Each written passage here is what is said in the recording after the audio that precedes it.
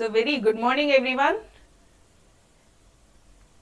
आज अपन chapter number 9 आपका start करें and your chapter number 9 is the very easiest. हाँ, थोड़ा सा टेक्निकल है ये chapter, but trust me it's very easy. ठीक है, थोड़ा सा अगर लॉजिकली अगर अपन इस चैप्टर को समझेंगे तो कोई दिक्कत नहीं आएगी आंसर्स को लर्न करने के लिए, अंदर के कंटेंट लिखने के लिए कोई दिक्कत नहीं आएगी. अदरवाइज मेजोरिटी बच्चों को यही चैप्टर में कंफ्यूजन होता है, डाउट्स होता है. तो बहुत ही शिद्दत ईमानदारी से अच्छे से लेक्चर सुनना है, बस दैट्स इट. ठीक है. Chapter number 9 is your economic policy of India since 1991. 1991 से वो बात कर रहा है कि तुम्हारी इकोनॉमी की पॉलिसी क्या है. समझने की कोशिश करना, 1991 से बोल रहा है वो. ठीक है, ओके. अभी अब ये बेसिक अंडरस्टैंडिंग है. एक्चुअली हुआ क्या था, what was the basic logic कि इंडिपेंडेंस पीरियड के बाद में, मतलब 1947 के बाद में बहुत सारी इकोनॉमिक पॉलिसीज बनाई गई. ठीक है, बहुत सारी चीजों को कंट्रोल में रखने लाने की कोशिश किया, मतलब इंडिया को वापस से सेल्फ सफिशिएंट कंट्री बनाने की कोशिश की. यस और नो. पहले पूरी तरह लूट गए थे अपन, पहले सोने की चिड़िया बोला जाता था, फिर उसके बाद में पूरी तरह वो लोग अपन को इंग्लैंड वाले लोग आके पूरा लूट के लेके गए थे. ठीक है, लेकिन 1947 के बाद में आफ्टर पोस्ट इंडिपेंडेंस पीरियड वापस एक सेल्फ रिलायंट कंट्री बनाने की मेन एम यही था, मेन कोशिश यही थी. तो गवर्नमेंट ने क्या किया यारो, पता है क्या गवर्नमेंट ने क्या किया? गवर्नमेंट ने सोचा कि भाई सारे सेक्टर्स का इक्वली डेवलपमेंट होना चाहिए, इक्वल डेवलपमेंट होना चाहिए सारे सेक्टर्स का. तो गवर्नमेंट ने क्या किया पता है क्या? बहुत सारे ऐसे रिस्ट्रिक्शंस, रूल्स एंड रेगुलेशंस बना दिए इंडस्ट्रीज के लिए.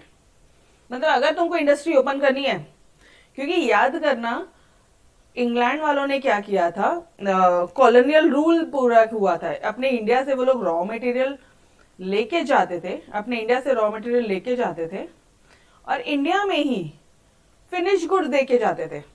याद आ रहा बेसिक कंसेप्ट? बेसिक कंसेप्ट याद है कॉलोनियल रूल का, इंग्लैंड का? यस और नो? थोड़ा बहुत आइडिया होगा ना. अपने इंडिया से ही रॉ मटेरियल लेके जाते थे और मानो इंडिया को ही शर्ट सप्लाई करते थे.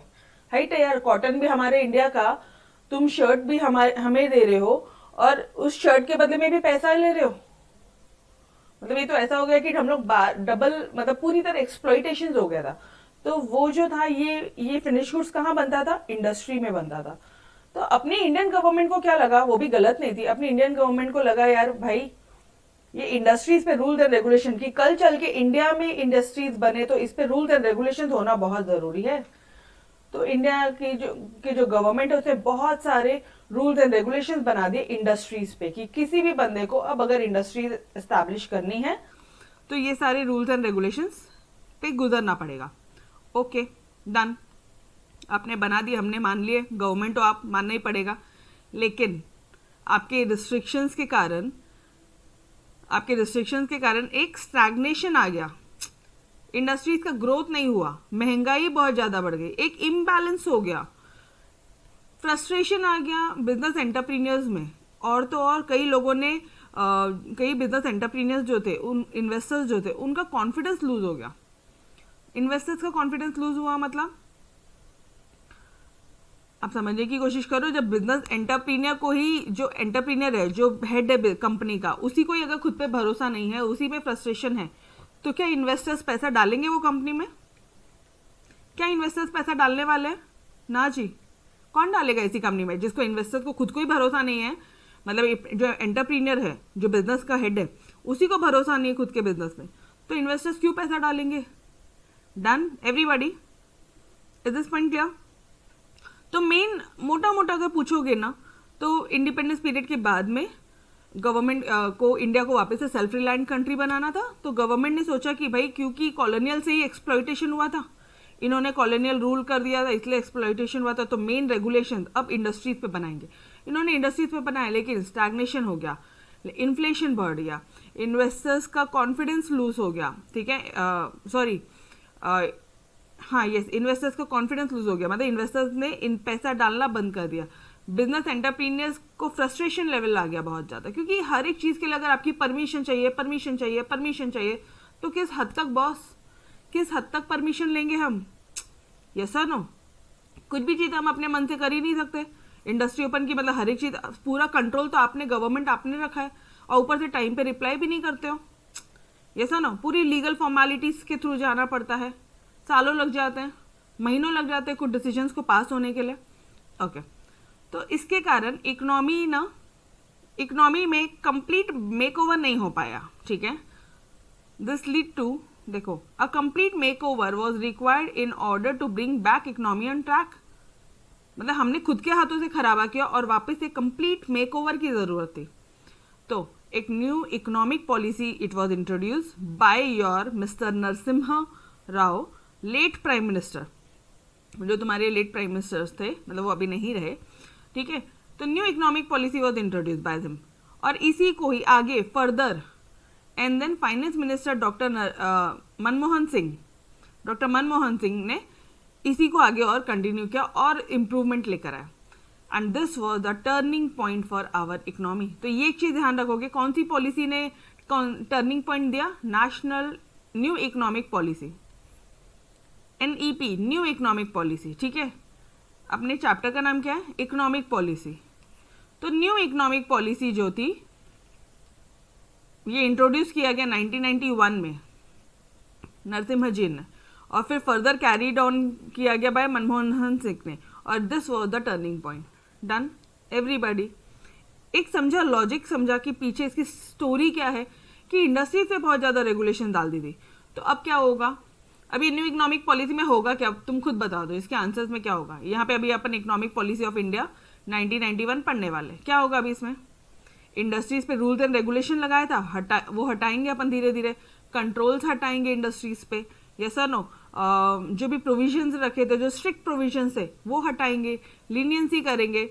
गवर्नमेंट हर एक चीज़ अपने हाथों में नहीं रखेगी, प्राइवेटाइजेशन करेगी, ग्लोबलाइजेशन करेगी, हर एक चीज़ अब लोगों के हाथ में देगी, ठीक है। तभी तो Reliance company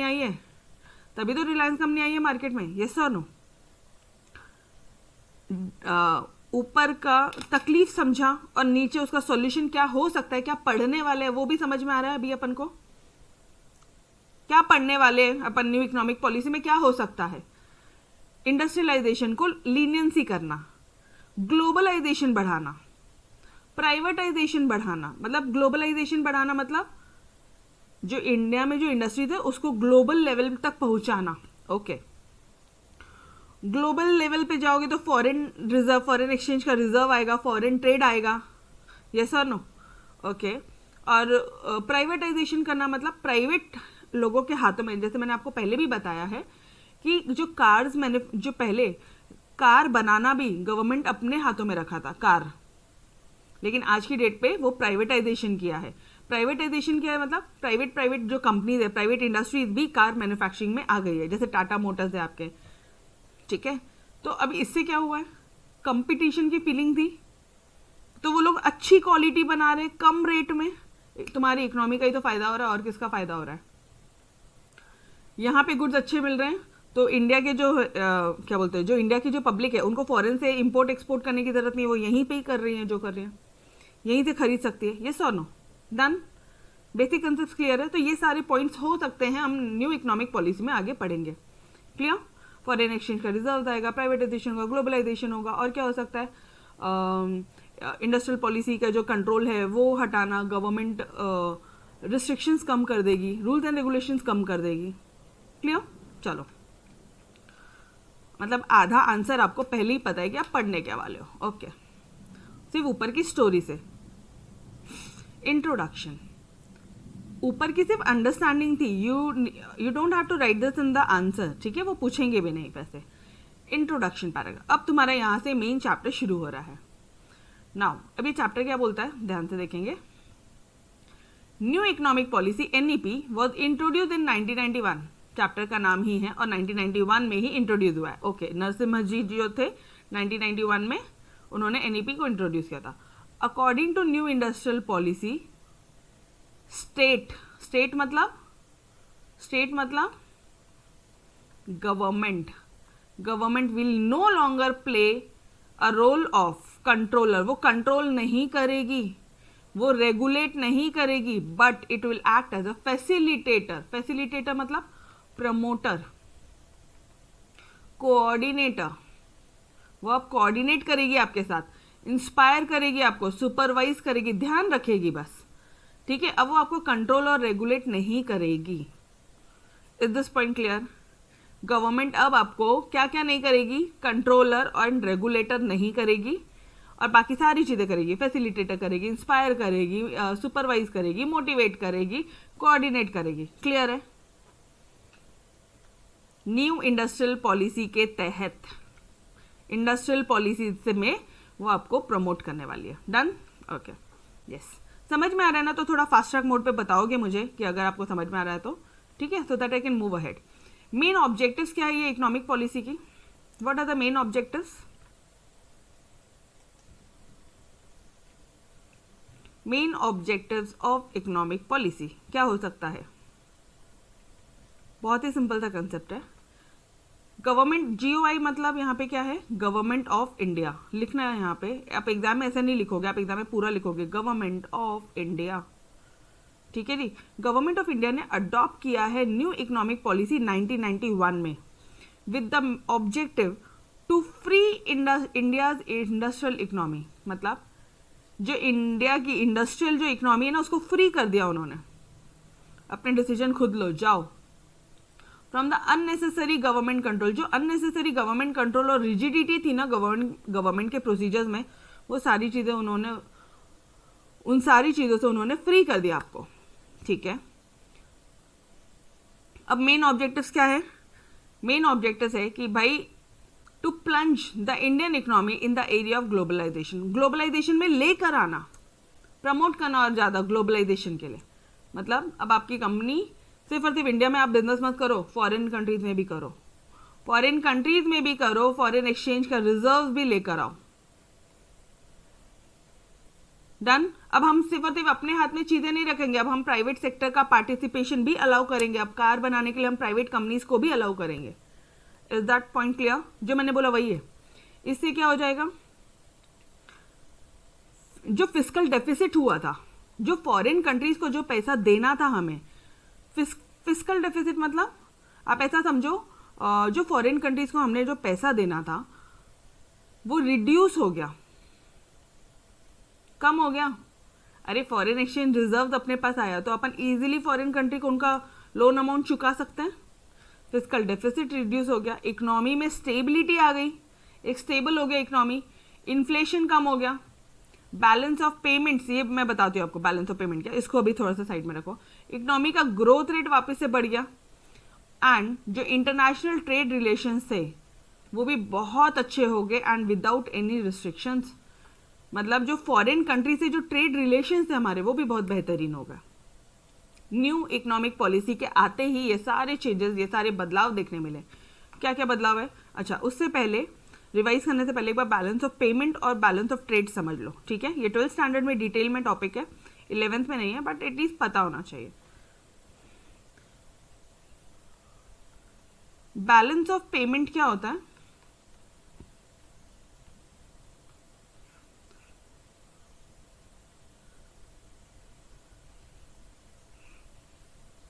it is a summary, ये समरी होती है। ठीक है, लिख लो, summary of all the international transactions. साल भर में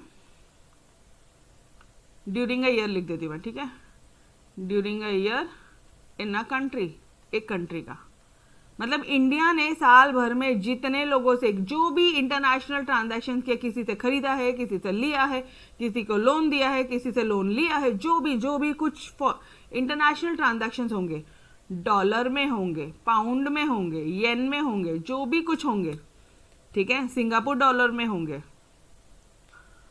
तो ये सारे इंटरनेशनल ट्रांजैक्शंस का समरी है ये। Is this point clear? Balance of payment क्या है? बैलेंस ऑफ पेमेंट मतलब हमें इन शॉर्ट कितने का पेमेंट करना है, तो पूरी समरी ट्रांजैक्शंस है, जो भी समरी होगी एडलेस करके अपन उतना अमाउंट का पेमेंट करेंगे। डन। इतना ध्यान रखोगे, समरी है ये इंटरनेशनल ट्रांजैक्शंस की। ठीक है, ओके। चलो अब आ जाओ, अब वो वाले पॉइंट को समझो डिटेल में।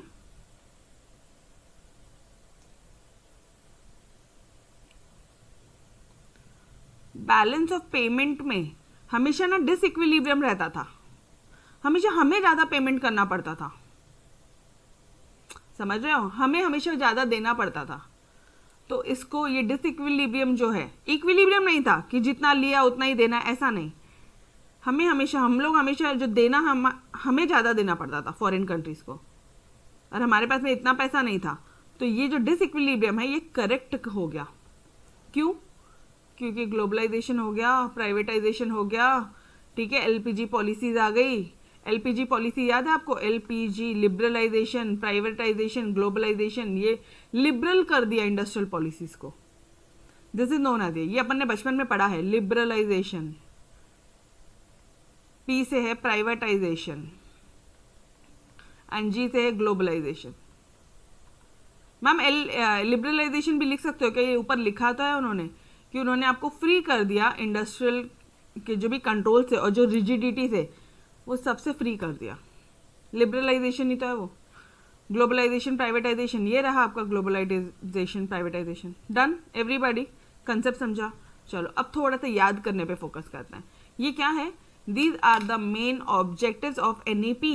मेन ऑब्जेक्टिव्स क्या है? अभी एग्जाम में क्वेश्चन बोला ना तो आंसर याद आना चाहिए। क्या है मेन ऑब्जेक्टिव्स? हमने इंडियन इकोनॉमी को ग्लोबलाइजेशन की तरफ लेकर आ रहे हैं हम लोग, ठीक है। हमने प्रमोट किया उसको in the area of globalization, जिसके कारण क्या हो रहा है? फॉरेन एक्सचेंज रिजर्व्स आ रहा है, अपने पास में पैसा आ रहा है। तो ऑब्वियसली जो फिस्कल डेफिसिट हुआ करता था अपने इंडिया में, ठीक है, डेफिसिट मतलब क्या होता है? लोन लिया हुआ आपने, अपने पास पैसे की कमी है तो अपन वो लोन का रिपेमेंट भी कर लेंगे। इकोनॉमी में स्टेबिलिटी आ जाएगी, प्राइवेट सेक्टर हो जाएगा, इन्फ्लेशन कम हो जाएगा, बैलेंस ऑफ पेमेंट भी करेक्शन हो जाएगा, इकोनॉमी में ग्रोथ रेट होगा, इंडस्ट्रियल ट्रेड रिलेशन अच्छी तरह से इंप्रूव होंगे। डन।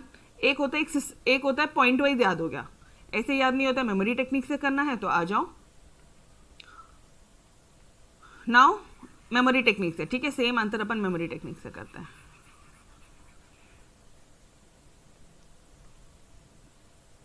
मेन ऑब्जेक्टिव्स क्या है इकोनॉमिक पॉलिसी 1991 के?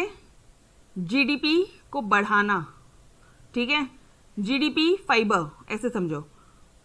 जी से ग्लोबलाइजेशन, डी से जो डेफिसिट हुआ था ना, फिस्कल डेफिसिट हुआ था, उसको रिड्यूस करना। पी से प्राइवेटाइजेशन कर दिया, प्राइवेट सेक्टर को का पार्टिसिपेशन इंक्रीज कर दिया।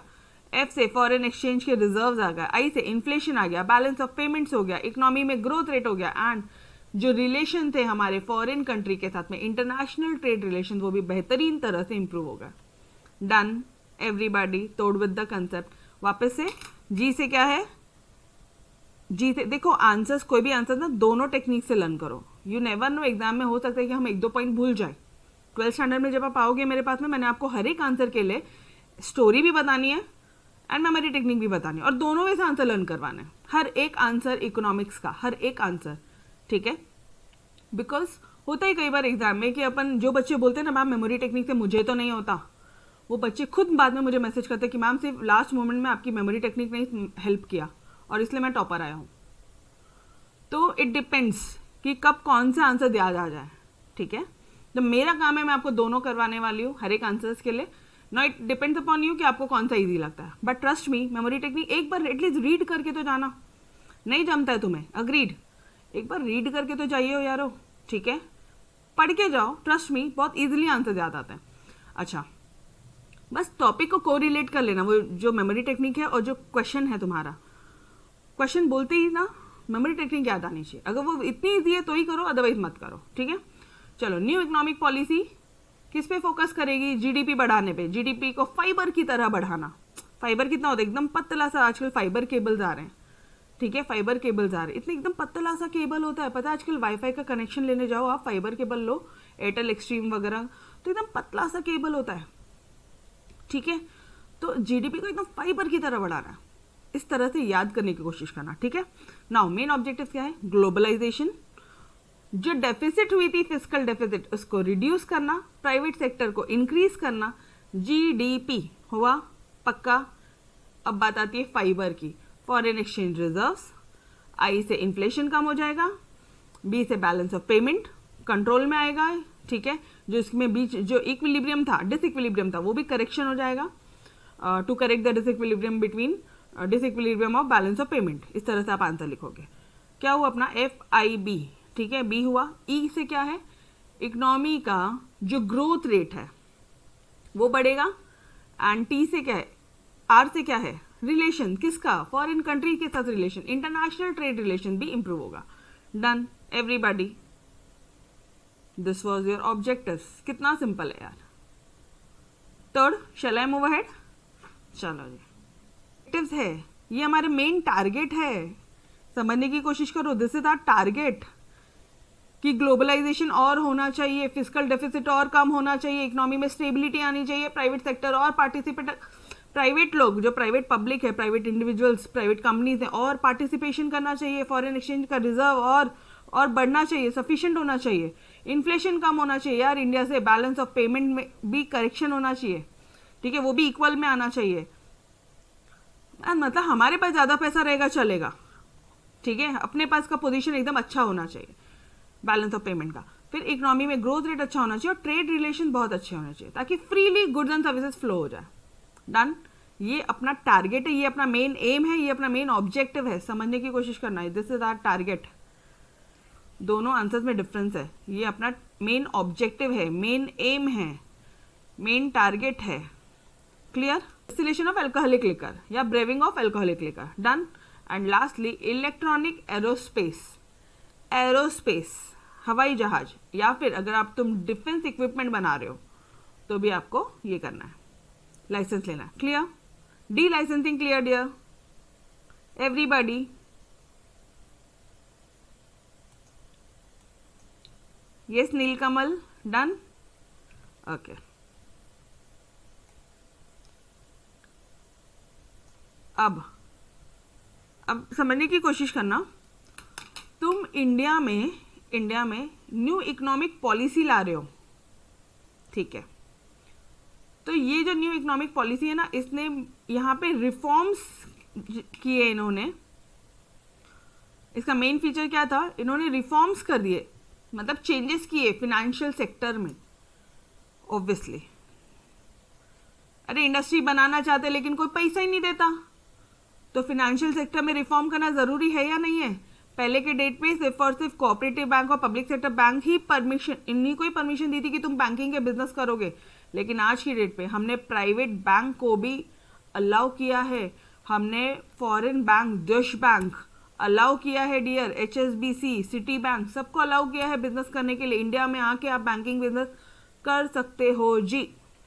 डन। क्यों? क्योंकि cooperative bank, public sector bank बहुत थोड़े से थे।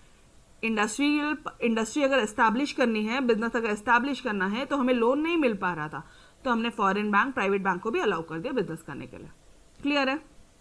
लॉजिक समझ रहा है? इंडस्ट्री का मेन लॉजिक, वो स्टोरी याद रखना, ठीक है?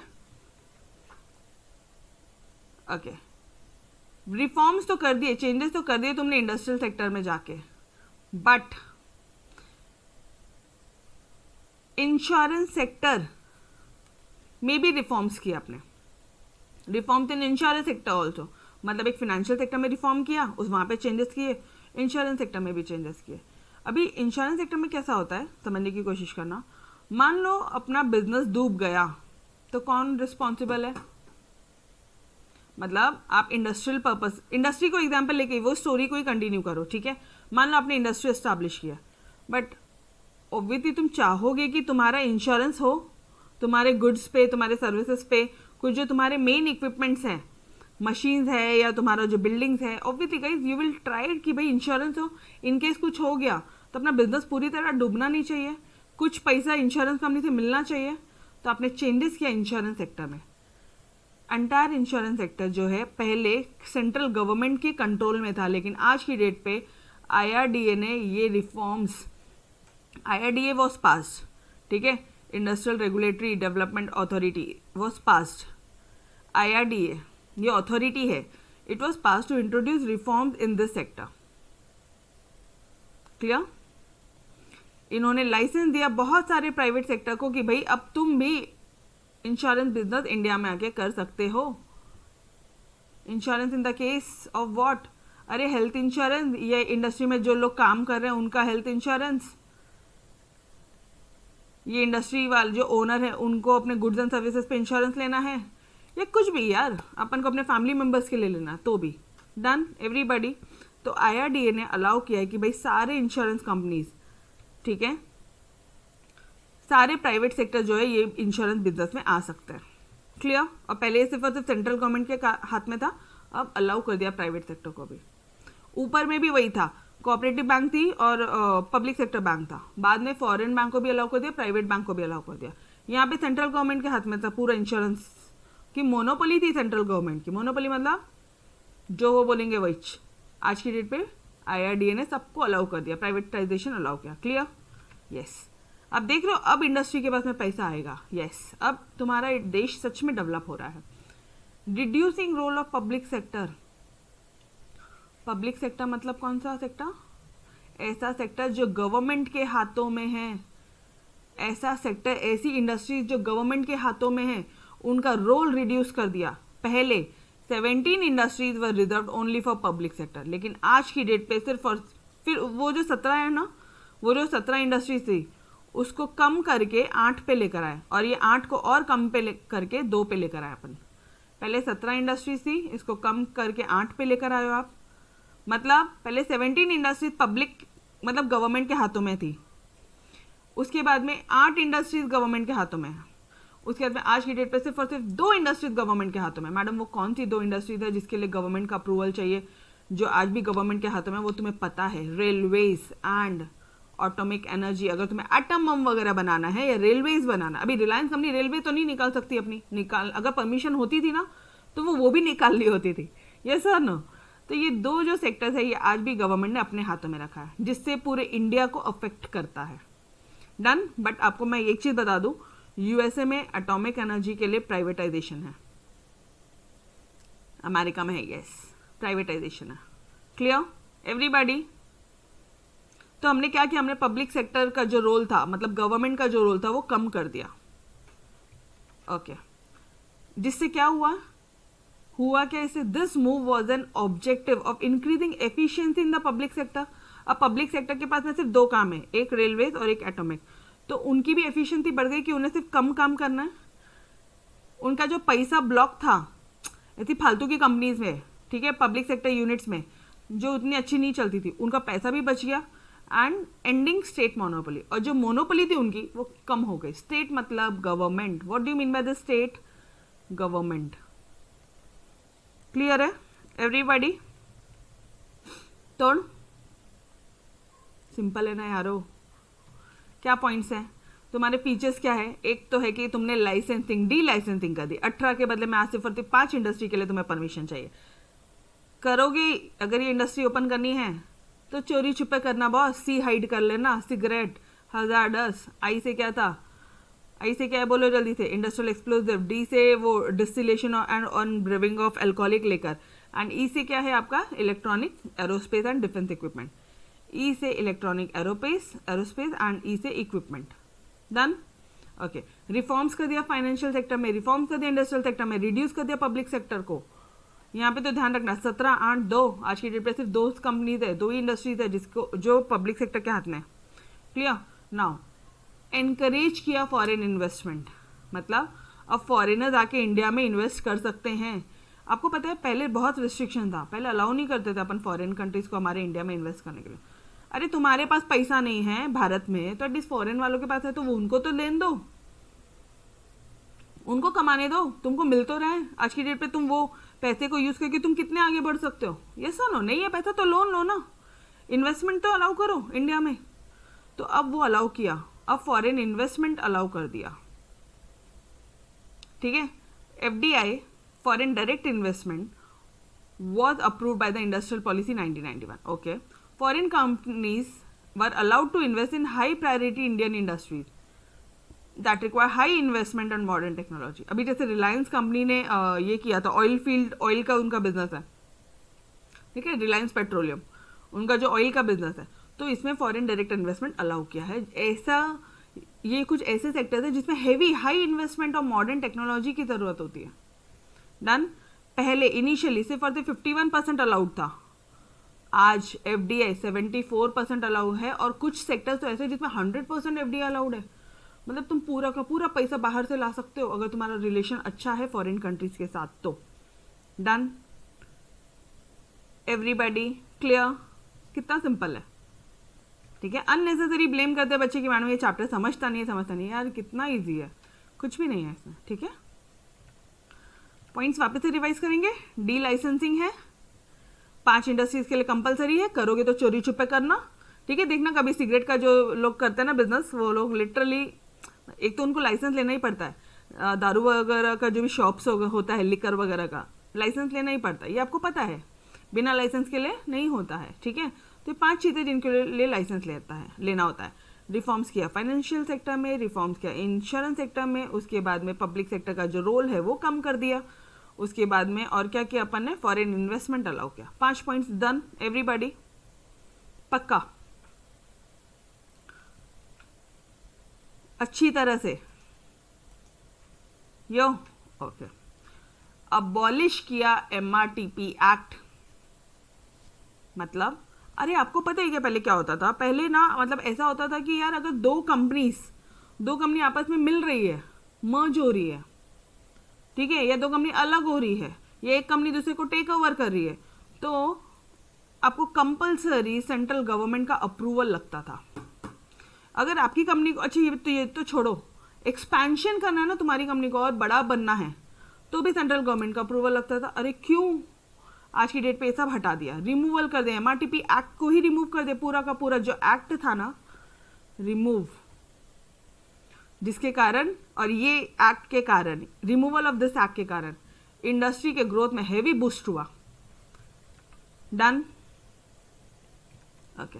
एनकरेज करो स्मॉल सेक्टर यूनिट्स का भी एनकरेजमेंट किया, गवर्नमेंट ने एनकरेज किया। पहले सिर्फ और सिर्फ 1 करोड़ तक का इन्वेस्टमेंट अलाउड था छोटी कंपनीज में, आज 5 करोड़ तक का तुम वहां पे इन्वेस्टमेंट कर सकते हो। स्मॉल सेक्टर यूनिट जो छोटी छोटी यूनिट्स होती हैं उनमें पहले 1 करोड़ का ही इन्वेस्टमेंट अलाउड था, आज 5 करोड़ तक का तुम इन्वेस्टमेंट कर सकते हो।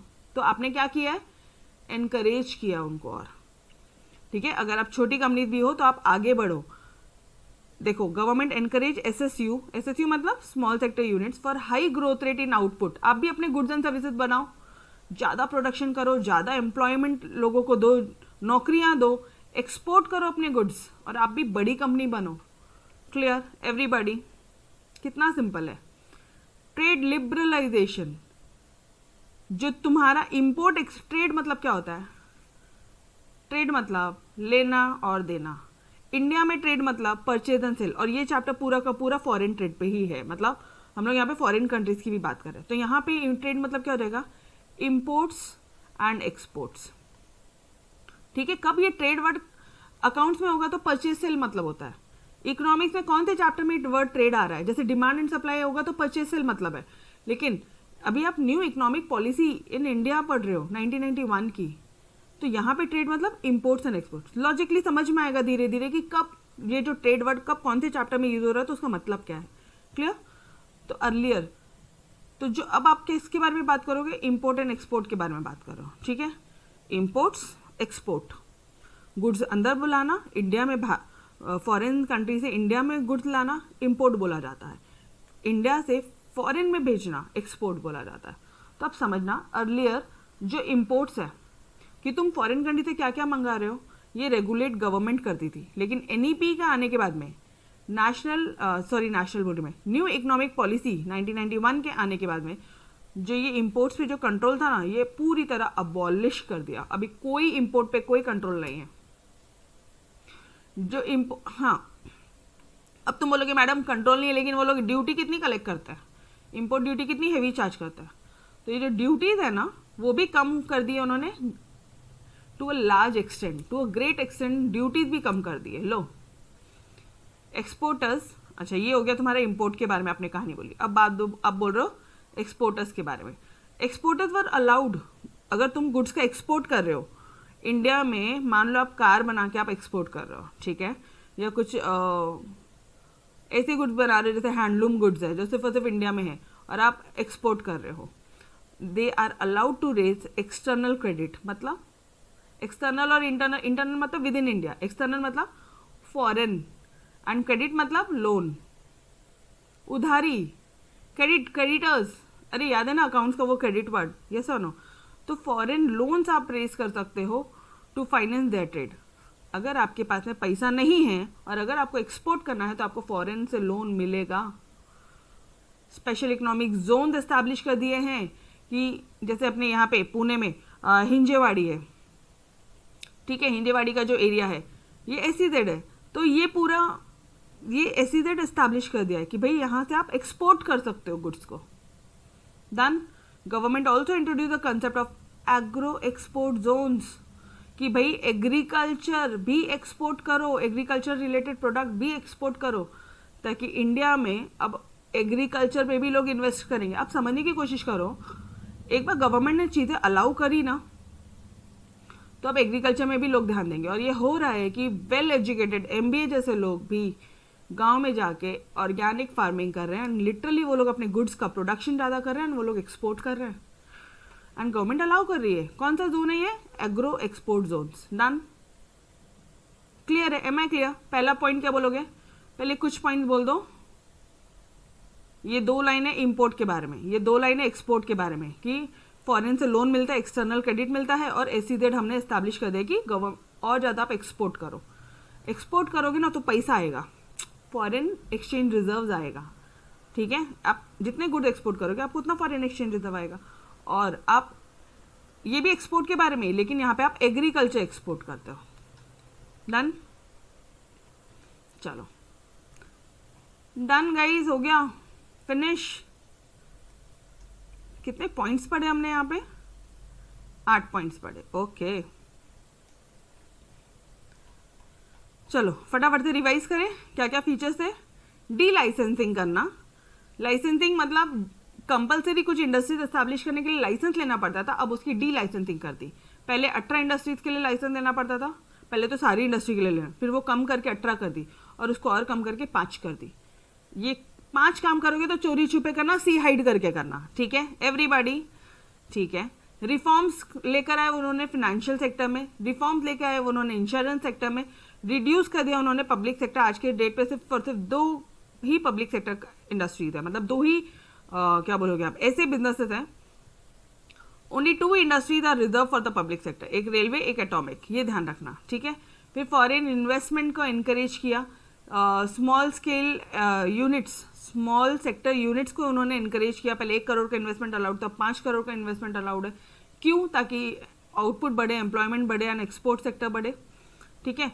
फिर MRTP एक्ट पूरी तरह अबॉलिश कर दिया। यहाँ पे क्या था, अरे यहाँ पे कंपलसरी ना लार्ज इंडस्ट्रियल हाउसेज को अप्रूवल लेना पड़ता था सेंट्रल गवर्नमेंट से, अगर उनको अपना बिजनेस बढ़ाना भी है ना तो भी अप्रूवल लेना पड़ता है। मर्जर एंड ये सब तो छोड़ दो, 2 कंपनी को मिलना होता है, चल ठीक है, 2 कंपनी आपस में मर्ज हो रही है, ठीक है, 2 कंपनी मिलकर एक बड़ी कंपनी बन रही है, तो ठीक है अप्रूवल लेना समझ में आता है। लेकिन अगर खुद का बिजनेस एक्सपैंड करना है, बढ़ाना है, तो भी अप्रूवल लेना मतलब हाइट है यार। तो इसके कारण इंडस्ट्री का ग्रोथ बहुत ज़्यादा बढ़ा। फिर SSU देखा आपने, and lastly your trade liberalisation. Ma'am याद कैसे रखेंगे? देखो ऐसे तो सिंपल याद हो जाता है, बट ऐसे नहीं याद होता है। तो we have one memory technique, drip fast, ठीक है। क्या फीचर्स है न्यू इकोनॉमिक पॉलिसी के? ड्रिप फास्ट, एकदम फास्टली। देखो ऊपर में था GDP फाइबर, यहाँ पे है ड्रिप फास्ट, एकदम फास्ट तरह से ड्रिप करना है। D licensing, reforms in financial sector, I से इंश्योरेंस सेक्टर, P से कौन सा, P से क्या है, पब्लिक सेक्टर का यूनिट याद आ रहा है, पब्लिक सेक्टर का जो रोल है उसको रिड्यूस कर दिया। फॉरेन इन्वेस्टमेंट, F से फॉरेन इन्वेस्टमेंट को इनकरेज किया, अबॉलिश कर दिया MRTP act, small sector unit को इनकरेज किया बहुत ज़्यादा, एंड T से ट्रेड लिबरलाइजेशन किया, ट्रेड को लिबरलाइजेशन किया। डन एवरीबॉडी, एक बार वापस से बोलो, एक बार वापस से। ड्रिप फास्ट, डी से डी लाइसेंसिंग किया, रिफॉर्म्स किया फाइनेंशियल सेक्टर में, यही R को पकड़ के I से पे लेके जाना। रिफॉर्म्स किया इंश्योरेंस सेक्टर पे, P में पब्लिक सेक्टर्स का जो रोल है वो हटाया, फिर कंट्रोल है वो हटाया। फिर F से क्या बोलोगे आप, फॉरेन इन्वेस्टमेंट इनकरेज किया, अबॉलिश कर दिया MRTP act, small scale, small sector जो यूनिट्स है उसको बहुत ज़्यादा इनकरेज किया। पहले 1 करोड़ का इन्वेस्टमेंट लगता था, 5 करोड़ का इन्वेस्टमेंट लगता है बहुत।